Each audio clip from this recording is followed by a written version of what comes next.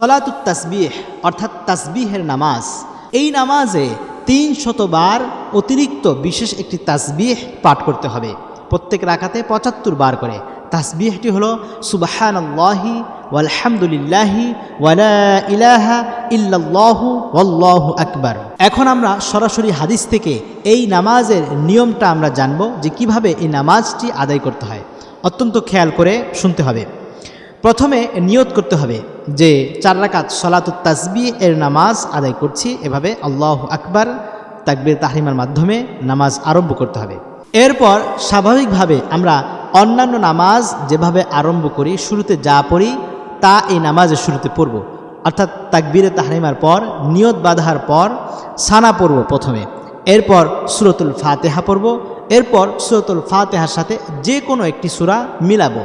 নির্দিষ্ট কোনো সূরা নেই, যে কোনো একটি সূরা মিলাবো।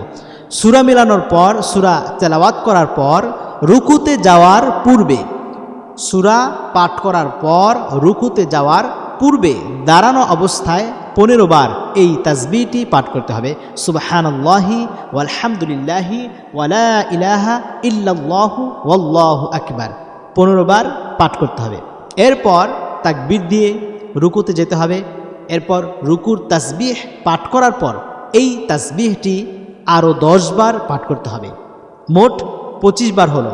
এরপর রুকু থেকে দাঁড়িয়ে সামি আল্লাহু লিমান হামিদা রব্বানা লাকাল হামদ বলার পর সোজা হয়ে দাঁড়িয়ে আরও ১০ বার এই তাসবিহটি পাঠ করতে হবে। ৩৫ বার হলো। এরপর প্রথম সেজদায় গিয়ে সেজদার যে তাসবিহ রয়েছে, তাসবিহ পাঠ করার পর আরও ১০ বার পাঠ করতে হবে। ৪৫ বার হলো।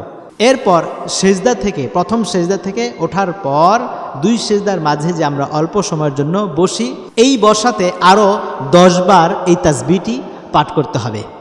৫৫ বার হলো। এরপর দ্বিতীয় সেজদায় গিয়ে সেজদার যে তাসবিহ রয়েছে, তাসবিহ পাঠ করার পর আরও ১০ বার পাঠ করতে হবে। ৬৫ বার হলো।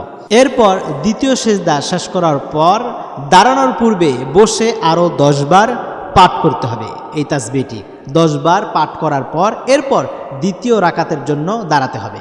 এরপর দ্বিতীয় রাকাতেও প্রথম রাকাতে যেভাবে পাঠ করেছে, যেই জায়গায় তাসবিহগুলো পাঠ করা হয়েছে সেই জায়গায় এভাবে পাঠ করব।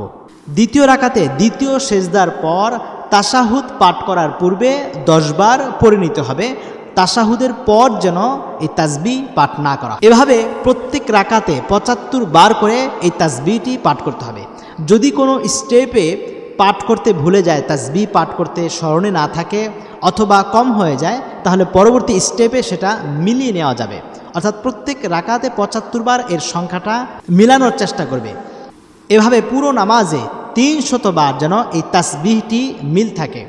এই তাসবিহ পাঠ করার ক্ষেত্রে লক্ষণীয় বিষয়, হাতের কর গণা যাবে না এবং তাসবিহ এর দানাও গণা যাবে না, বরং আঙুল টিপে এভাবে চেপে এই তাসবিহ এর গণনা সংখ্যা ঠিক রাখতে হবে। এই নামাজটি আমরা দৈনিক পড়ার চেষ্টা করব। যদি দৈনিক সম্ভব না হয়, সপ্তাহে অন্ততপক্ষে একবার এই নামাজটি পড়ার চেষ্টা করব। জুমা রাতে অর্থাৎ বৃহস্পতিবার দিবাগত রাতে এই সলাতুত তাসবিহ এর নামাজটি আমরা আদায় করার চেষ্টা করব। মহান আল্লাহ সুবহানাহু ওয়া তাআলা আমাদের সকলকে এই সলাতুত তাসবিহ এর মাধ্যমে জীবনের সমস্ত গুনাহগুলো যেন মাফ করে দেন। আমিন।